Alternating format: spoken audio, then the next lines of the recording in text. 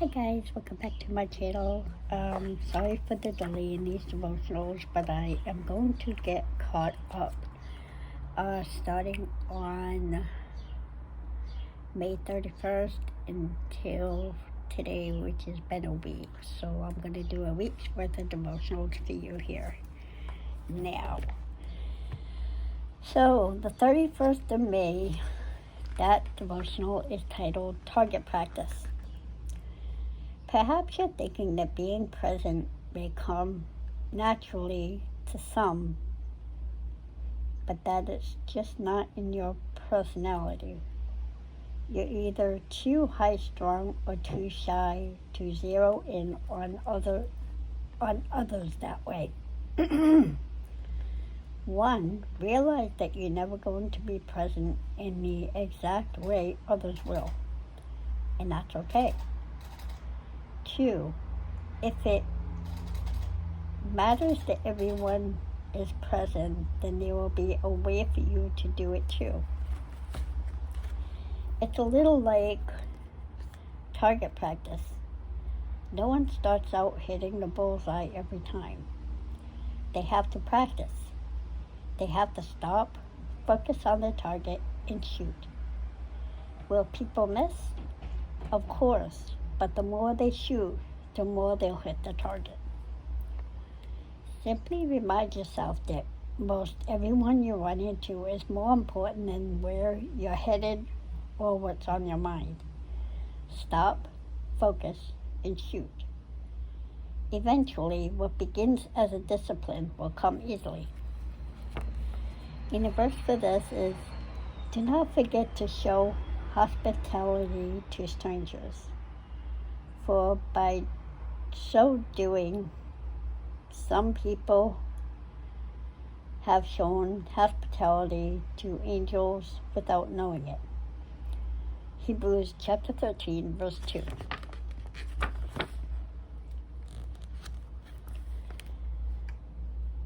And the next one is for June 1st, 2022. And this one is titled Questions and Answers. There are 2 types of people when you're out to eat. Those who dominate the conversation and those who speak only when spoken to. Well, really, there's a third, which is who you want to be. The person who is about questions and answers. As at a restaurant, or anywhere for that matter, show others their importance by treating them like the subject of an important news story.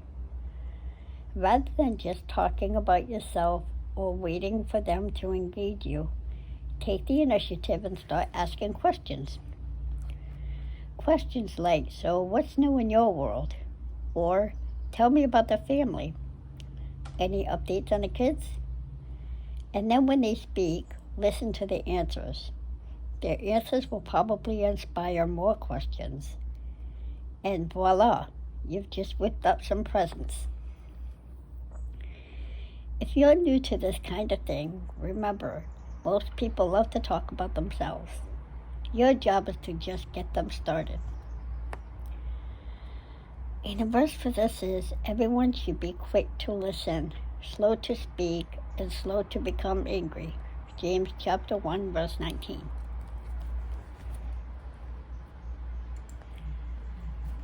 And June 2nd, 2022 is titled, What They Need Most. Presence always matters, but it may matter most when everything right has all gone wrong. Someone is grieving a death, or suffering from a serious illness, or depressed, angry, or discouraged. At these times, the best way to be present with someone is usually to just be present. Nothing more.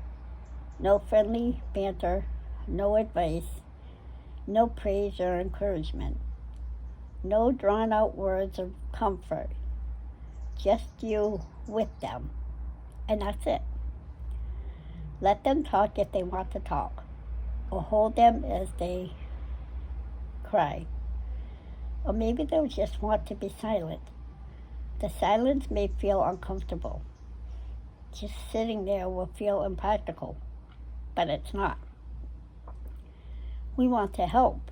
That's why we're here. But when people are at their worst, don't ask what you can do for them. They probably don't need favors or errands.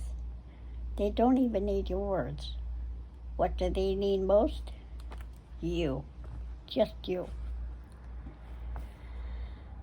And the verse for this is, our hope for you is firm, because we know that just as you share in our sufferings, so also you share in our comfort. 2 Corinthians chapter 1, verse 7.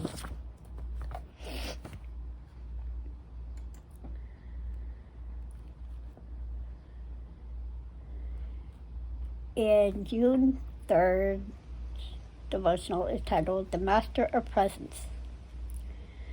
Jesus practiced presence. He looked into the heart of need and met people there.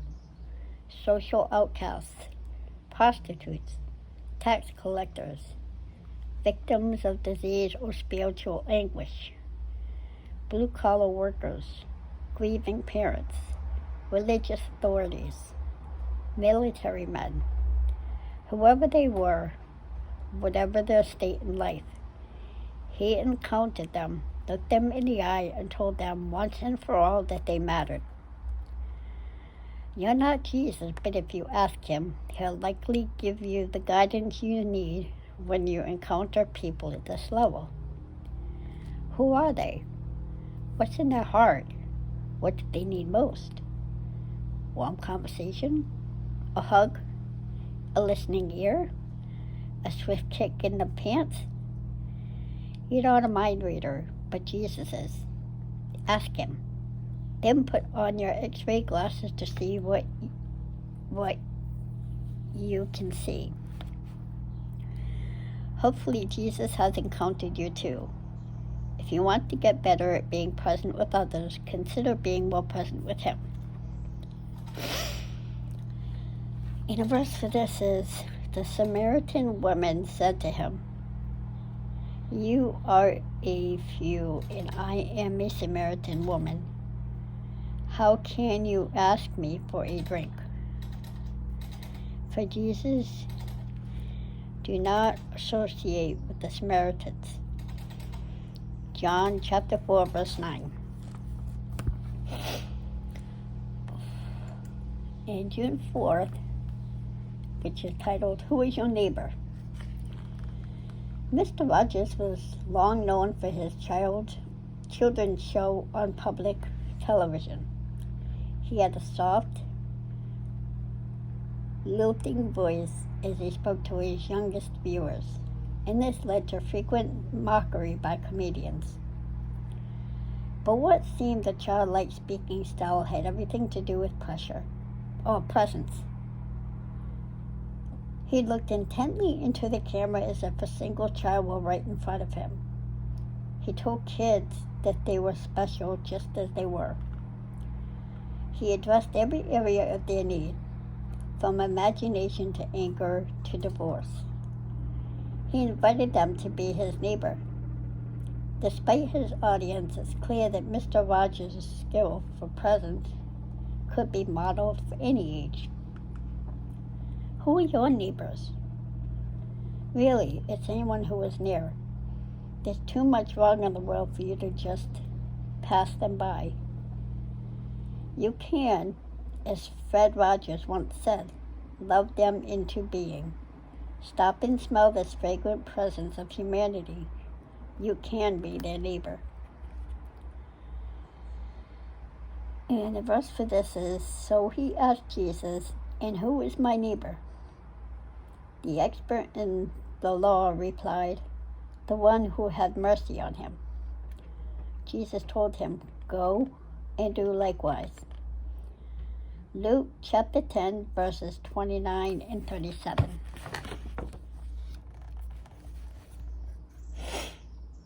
And Sundays, which was June the 5th, is titled Hope for a New World. For the wrongs in your world to be made right, you have to believe in hope. Otherwise, what's wrong is just wrong. And if that's the case, nothing really matters. But despite the pain it inflicts, what's wrong can still find its purpose if it's eventually going to be made right. That needs to be your hope. But when? When will all your wrongs be made right?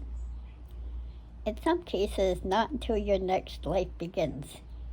But your present days can still sustain you and spur you towards the finish line. One day there will be a new world where all wrongs are right. No more pain or death. We'll live in eternal presence with others. No matter how wrong things are in the world, hope can carry you on to that brand new day. And the verse for this is, "Blessed are the poor in spirit, for theirs is the kingdom of heaven." Matthew chapter 5, verse 3.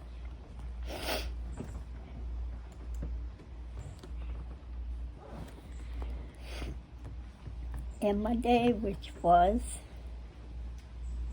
June 6th, 2022, is titled Hope for a Release from Pain.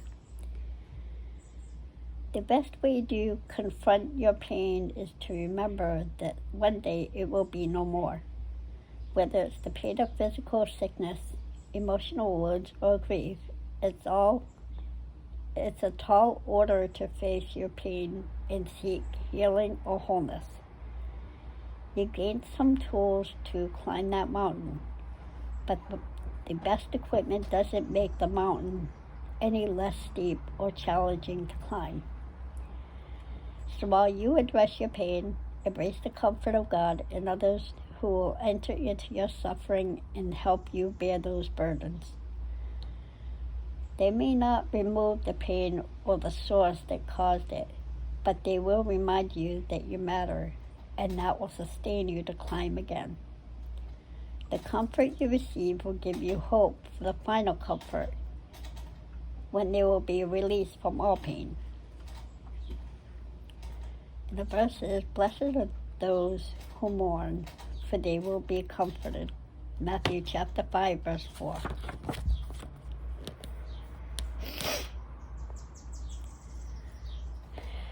And today's devotional, which is June the 7th, 2022, is titled Hope for a Sense of Place. Do you have a sense of place? Of course, you live somewhere. But do you live where you live? Or is it just four walls and an electric bill? Your sense of place is more than just your living quarters. It's where you belong. It's where life most matters. People who don't have that find themselves constantly driven.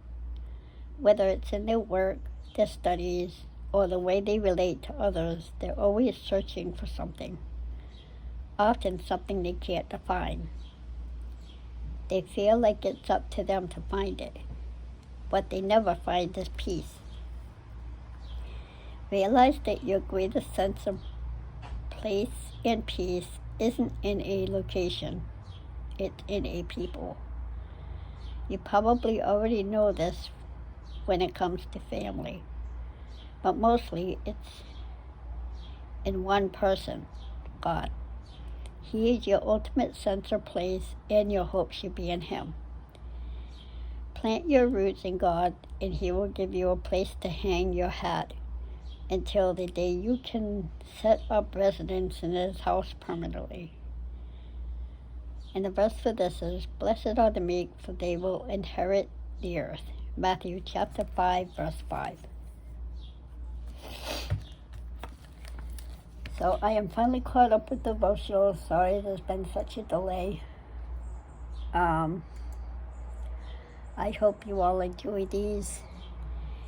And I may go live tonight. So I will see you all there. And I hope everyone is staying safe, staying healthy, and always staying positive. Until then, I will see you soon. Mwah. Bye, guys. Peace out.